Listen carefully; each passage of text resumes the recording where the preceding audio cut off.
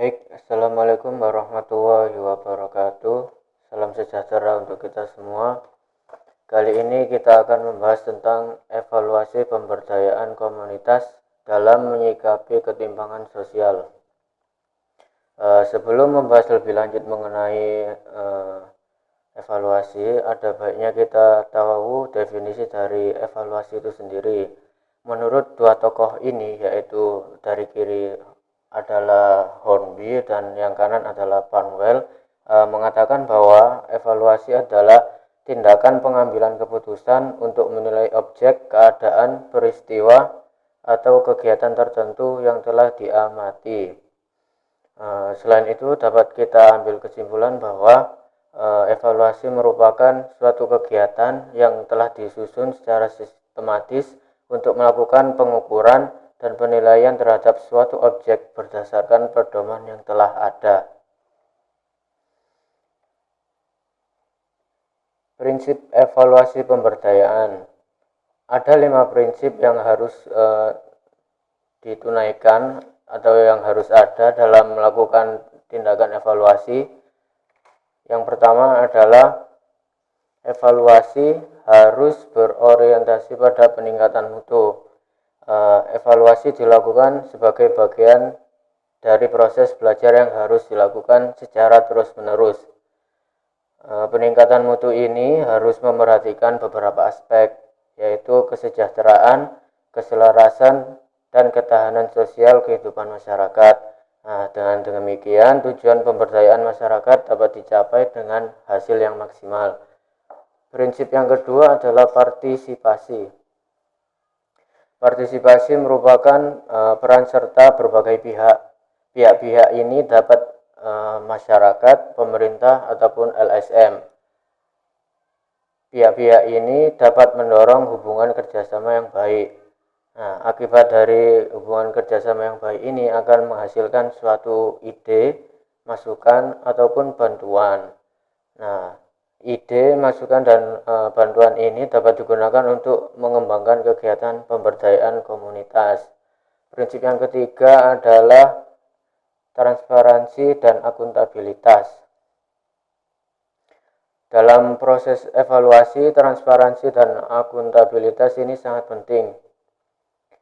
Informasi dan data yang dipantau tidak boleh ada yang ditutup-tutupi. Misalnya dalam hal transparansi data, laporan keuangan hendaknya dapat dipertanggungjawabkan kebenarannya dan dilaksanakan secara berkala. Prinsip yang keempat adalah akurasi informasi. Akurasi informasi ini berkaitan dengan kondisi pemantauan yang sesungguhnya di lapangan. Evaluator hendaknya melakukan pengamatan dan pengolahan data yang akurat pada saat evaluasi. Dengan demikian, hasil evaluasi dapat lebih maksimal dan akurat. Prinsip yang terakhir adalah tindak lanjut. Tindak lanjut ini merupakan suatu upaya yang berkaitan dengan penerapan perbaikan dan pemecahan kendala dalam pelaksanaan program. Dengan demikian, kegiatan pemberdayaan masyarakat dapat berlangsung secara berkelanjutan. Pada intinya, prinsip-prinsip ini memiliki satu tujuan yang sama, yaitu tercapainya suatu program atau suatu kegiatan secara bertahap atau secara berkelanjutan. Selanjutnya adalah tujuan evaluasi pemberdayaan komunitas. Evaluasi mempunyai beberapa tujuan. Selain mempunyai tujuan, evaluasi juga mempunyai peran. Apa saja itu? Mari kita lihat. Tujuan yang pertama adalah menjaga konsistensi kinerja pelaksanaan pemberdayaan. Jadi evaluasi itu selain dapat menjadi tolak ukur, evaluasi dapat menjaga konsistensi kinerja. Tujuan yang kedua adalah menelaah ketercapaian target pemberdayaan.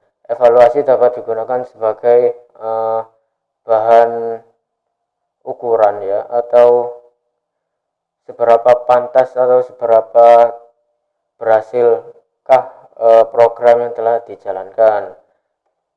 Tujuan yang ketiga adalah sebagai sarana dan media pelaporan program kerja. Tujuan yang akhir adalah sebagai media pengembangan pelaksanaan pemberdayaan. Selain yang telah dipaparkan ini, evaluasi dapat digunakan untuk mengukur kemajuan yang telah dicapai, melakukan tindakan perbaikan, dan merekam pengalaman untuk dijadikan bahan pembelajaran. Nah, kegiatan evaluasi dapat dilakukan oleh beberapa pihak. Yang pertama, pemerintah. Pemerintah di sini perannya melalui program pemerintahan. Evaluasi yang diselenggarakan pemerintah dapat dalam skala nasional, provinsi, kabupaten, kecamatan, sampai desa. Pemantauan yang dilakukan pemerintah ini dapat dilakukan oleh pejabat pemerintah serta pihak terkait. Contohnya seperti LSM, konsultan, ataupun lembaga donor. Kegiatan pemantauan dilakukan secara berkala. Sedangkan jika yang menyelenggarakan evaluasi adalah masyarakat, bisa pemangku adat, tokoh agama, ataupun tokoh pendidik. Pada prinsipnya evaluasi dilakukan untuk tercapai kemandirian. Tak jarang hal itu langsung dilakukan oleh masyarakat. Nah, masyarakat yang melakukan evaluasi terhadap masyarakat itu sendiri biasanya lebih mandiri ketimbang masyarakat yang menunggu evaluasi dari pemerintah.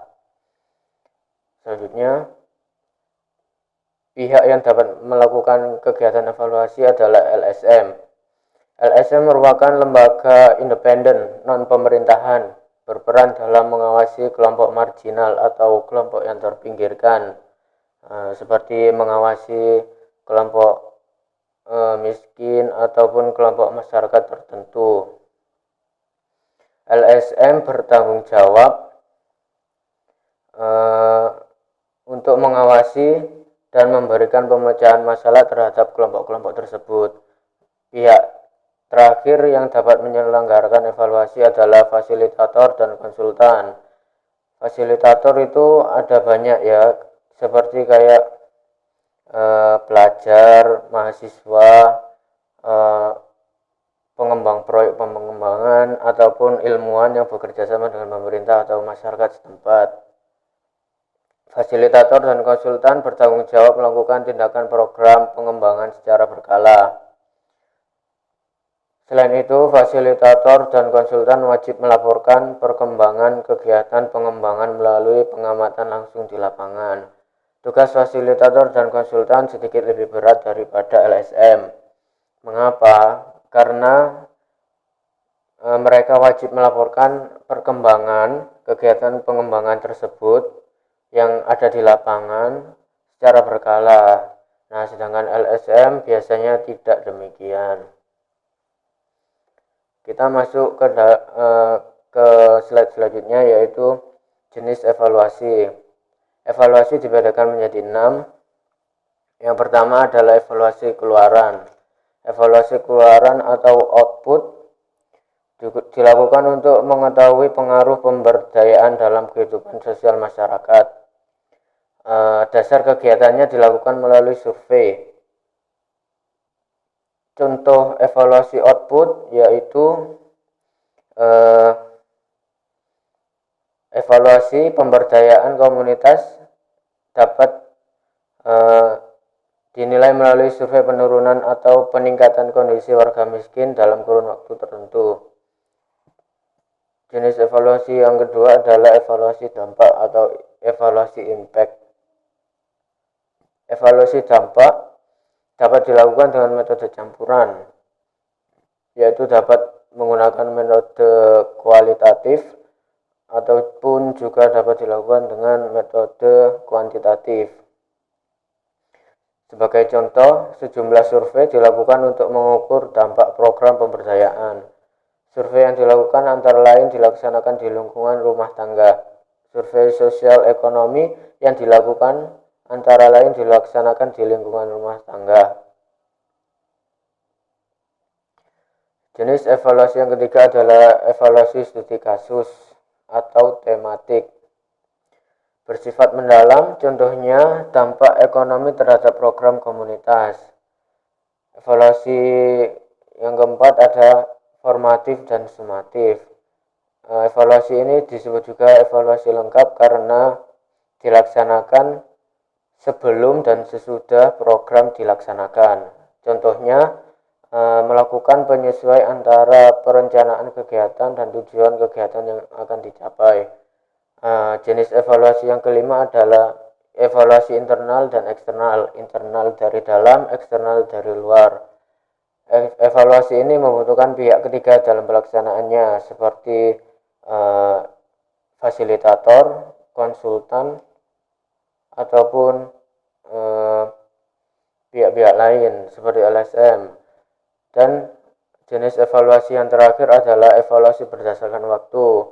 Evaluasi ini dibagi menjadi 3 lagi, yaitu sebelum program atau pra-program evaluation, pada saat program atau ongoing evaluation, dan setelah program berakhir, ex post evaluation.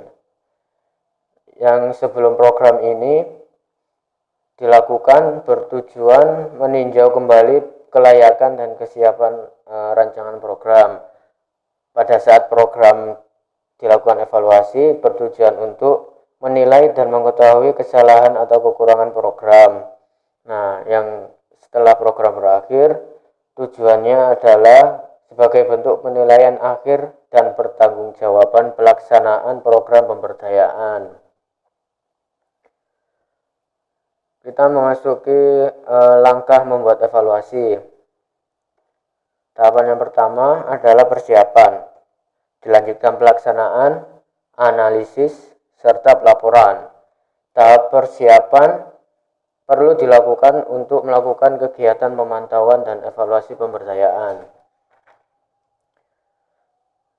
Nah, pada saat tahap persiapan ini yang dilakukan adalah menentukan partisipan, penyamaan persepsi antar evaluator, dan menyusun instrumen evaluasi. Menyusun instrumen evaluasi ini dapat berupa kisi-kisi atau membuat butir-butir instrumen berdasarkan proses validasi.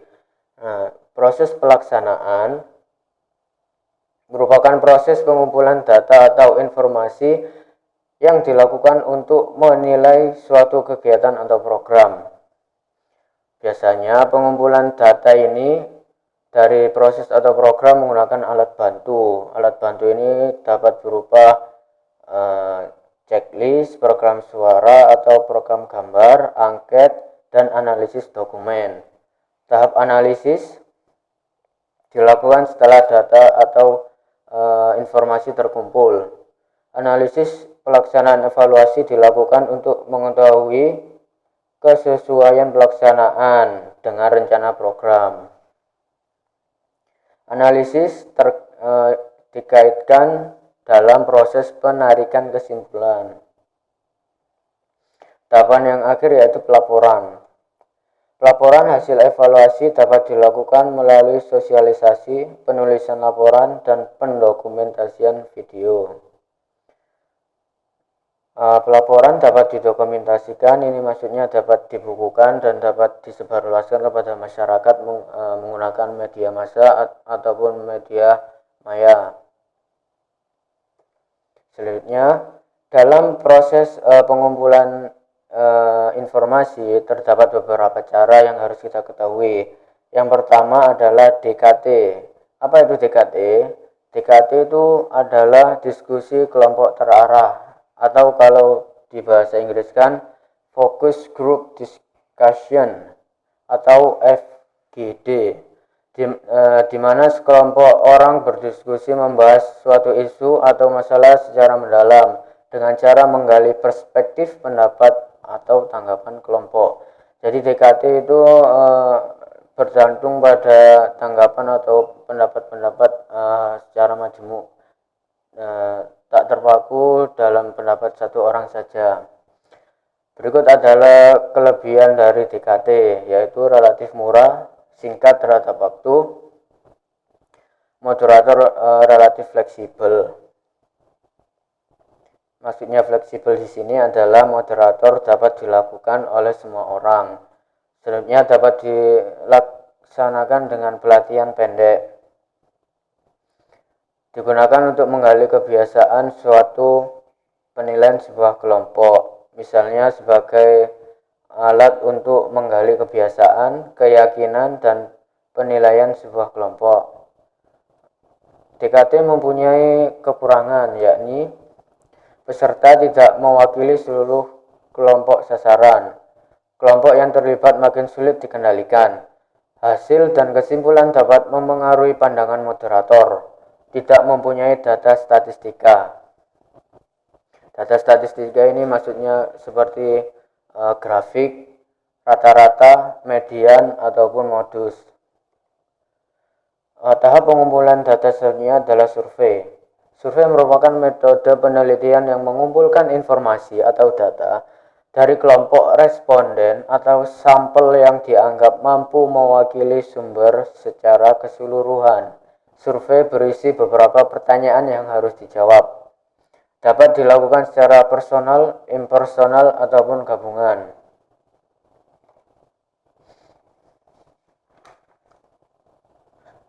Maksud dari personal, impersonal, ataupun gabungan ini, personal itu dilakukan orang per orang secara langsung, sedangkan impersonal membutuhkan perantara atau media yang menghubungkan antara orang satu dengan orang yang lain. Nah, sedangkan yang gabungan merupakan penggabungan antara model personal dan impersonal.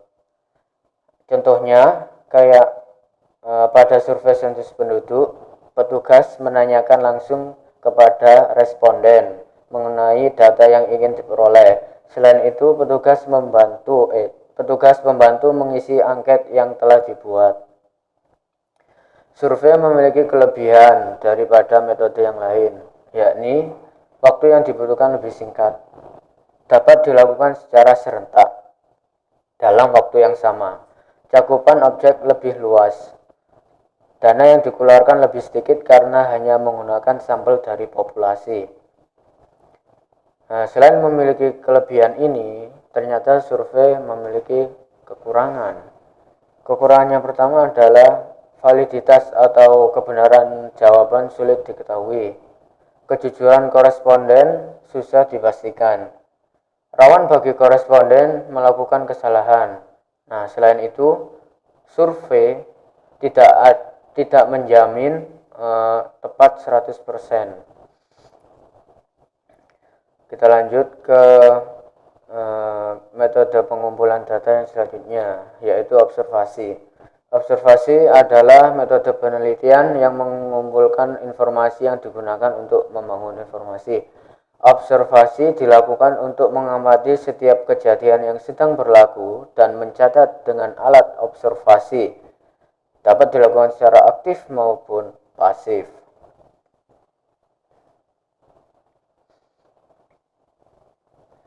Observasi aktif adalah partisipannya melakukan observasi secara langsung ke pihak observator, sedangkan yang observasi pasif adalah pihak observator mendatangi partisipan. Observasi memiliki beberapa keunggulan, yaitu informasi dapat didapatkan secara langsung dari sumber lapangan. Informasi dapat dikembangkan lebih mendalam, dapat menjangkau semua lapisan masyarakat, dan ditujukan langsung kepada objek dan informan. Kekurangan observasi. Yang pertama, memerlukan waktu yang cukup lama. Sikap tertutup koresponden dan subjektivitas peneliti dapat memengaruhi hasil analisis data. Selain itu, lokasi informan yang jauh dan biasanya terpencil dapat menghambat kegiatan observasi. Selain itu, observasi menggunakan dana yang tidak sedikit. Tak jarang pihak observator membutuhkan dana dari sponsor atau pemerintah untuk melakukan kegiatannya. Sesudah informasi didapat atau data-data sudah didapat, kita harus menyusun laporan. Penyusunan laporan dari suatu evaluasi itu harus memerhatikan susunan ini ya, dari halaman judul sampai daftar pustaka. Ini adalah contoh struktur laporan yang sering digunakan pada evaluasi-evaluasi. Dimulai dari halaman judul, bab 1 pendahuluan sampai daftar pustaka. Penyusunan laporan hendaknya memperhatikan unsur bahasa, notasi ilmiah, penulisan daftar pustaka, dan tipografi atau tata letak penulisan harus diperhatikan. Evaluasi suatu kegiatan atau objek harus ditulis ke dalam laporan yang sistematis dan runut.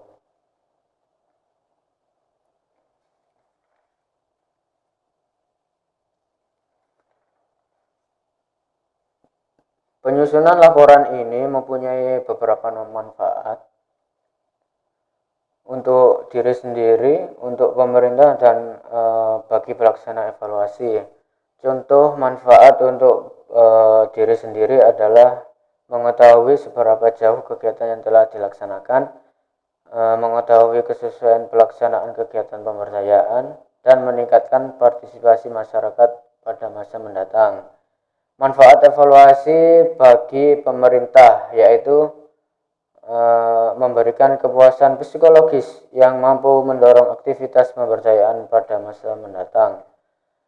Dan manfaat evaluasi bagi pelaksana evaluasi yaitu memperoleh peningkatan pengetahuan dan keterampilan untuk menggunakan serta mengembangkan teknik pengukuran, pengumpulan data, dan analisis yang tepat dan tajam. Sekian pembahasan kita tadi mengenai evaluasi pemberdayaan komunitas. Wabillahi taufiq wal hidayah. Wassalamualaikum warahmatullahi wabarakatuh.